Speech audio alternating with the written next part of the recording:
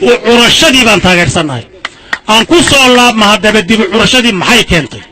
waxay keentay 40 ceel waa inta ugu yar weli baanu sidaan qabo 40 ceel bay dib u curashadii keentay oo maanta harawa laga bixinayo harawa mid baan orani waxaan oranayaa wax alla wixii horumarinta harawa ay gacanta qabta tilmaama harawa inta baan oranayaa waxa kale oo oranayaa waxa la yiri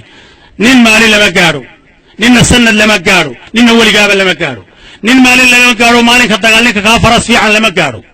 nin sanad lama gaaro ninkii ka daajinug lama gaaro nin waligaaba lama gaaro ninka ka oori fiican baa leeyahay laakiin waa ninka ka maamul fiican waan gaadnay maamulkii fiicnaana waan gaadnay toban madaxweyne halkaas soo martay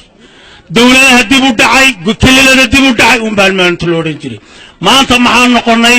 xawliga uu ku socdo kililka deegaanku waxa weeyaan maamulkii fiicnaa ee dib u curashadii keentay waxaan leeyahay shacabka iyo madaxweynaha ninka dhexdooda ku jira wuxuu jiri sheegayo isbalhan isugu imaana waxa doonaysiyo ninka anagu nin wax laga waayo uma aragno maxamuud baan anagu mushaarad dawladeed ma qaato ma hoos rooro daraartii baa isugu kaaya dambaysay laakiin waxaan aaminsanahay wixii dalka u dan ah ee dadka u dan ah inuu dhiiri baan aaminsanahay sidaa imika haddaan nidhaahno waxaabaan kaa rabnaa waan ka helaynaa